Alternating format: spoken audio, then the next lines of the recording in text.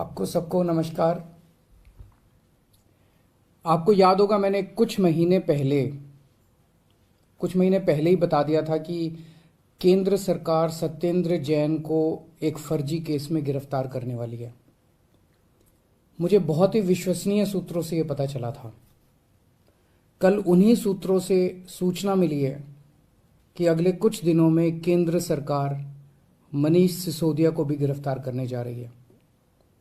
पता चला है कि केंद्र सरकार ने सभी जांच एजेंसीज को मनीष सिसोदिया के खिलाफ कोई ना कोई फर्जी केस तैयार करने को कहा है।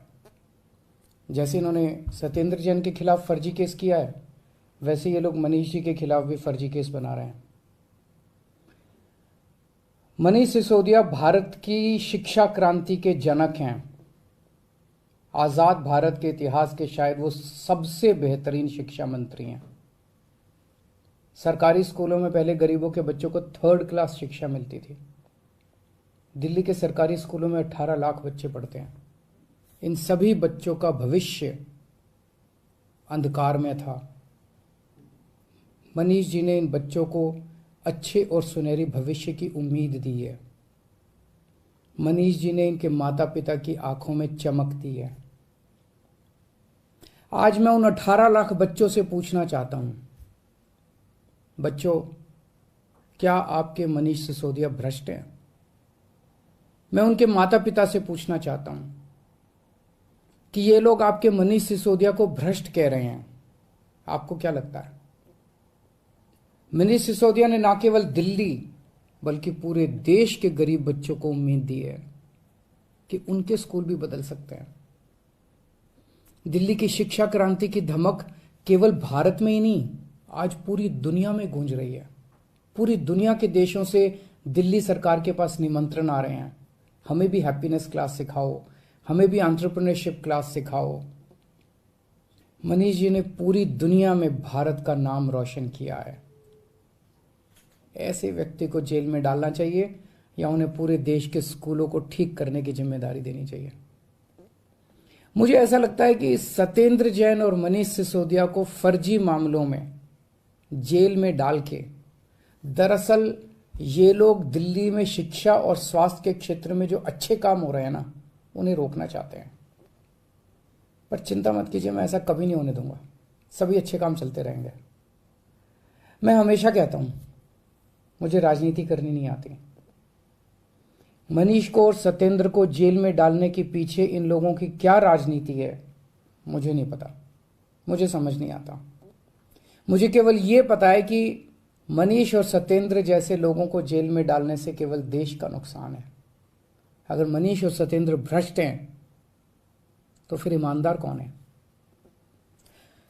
खैर, मेरी प्रधानमंत्री जी से हाथ जोड़ के विनती है, ये एक एक करके जेल में डालने की बजाय आप आम आदमी पार्टी के हम सभी मंत्रियों और सभी एमएलए को एक साथ जेल में डाल दीजिए। सारी जांच एजेंसीज को बोल दीजिए कि एक साथ सारी जांच कर ले। आप एक एक मंत्री को गिरफ्तार करते हो, इससे जनता के कामों में बाधा होती है। अब सत्येंद्र जैन जी दिल्ली में कई और नए मोहल्ला क्लिनिक बनवा रहे थे। वो दिल्ली में पानी और बढ़ाने के लिए कई नए प्रोजेक्ट्स पे काम कर रहे थे, यमुना की सफाई पे काम कर रहे थे। अब वो सारे प्रोजेक्ट्स धीमे पड़ जाएंगे। जिस केस में उन्हें गिरफ्तार किया है आपने, उसकी जांच पहले ही सीबीआई और इनकम टैक्स वाले कर चुके हैं। उन्हें कुछ नहीं मिला क्योंकि केस तो फर्जी है, उसमें कुछ है ही नहीं। अब उसी केस की दोबारा जांच ईडी कर रही है। एक एक केस को कई कई साल तक अलग अलग एजेंसी बस जांच ही करते रहेंगे क्या? तो फिर जनता का काम कब करेंगे हम लोग? इसलिए मेरी आपसे विनती है, हम सबको एक साथ गिरफ्तार कर लो, एक साथ सारी जांच एजेंसी से हमारी सबकी जांच करवा लो। जितनी रेड करनी है रेड कर लो, एक साथ कर लो, ताकि उसके बाद हम काम कर सकें। हमें राजनीति समझ नहीं आती। कुछ लोग कहते हैं ये हिमाचल के चुनाव की वजह से किया जा रहा है, कुछ लोग कहते हैं ये पंजाब चुनाव के नतीजों का बदला लिया जा रहा है। हमें नहीं पता क्या कारण है।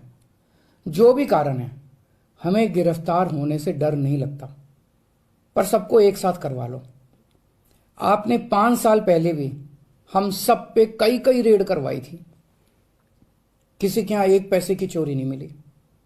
हमारे 20 से ज्यादा एमएलए को गिरफ्तार किया गया, सारे के सारे कोर्ट से छूट के आ गए। सब मामलों में कोर्ट ने जांच एजेंसियों को खूब डांटा कि ये क्या कर रहे हो। आज हम हर जगह गर्व के साथ मजाक में कहते हैं कि हम सब लोग मोदी जी से ईमानदारी का सर्टिफिकेट लेके आए हैं। अब फिर से ये जेल जेल का गेम शुरू हो गया।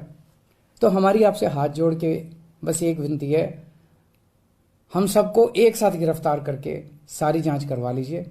मुझे पूरा विश्वास है एक बार फिर से हम आपसे देश की सबसे ईमानदार और देशभक्त पार्टी का सर्टिफिकेट लेके जाएंगे।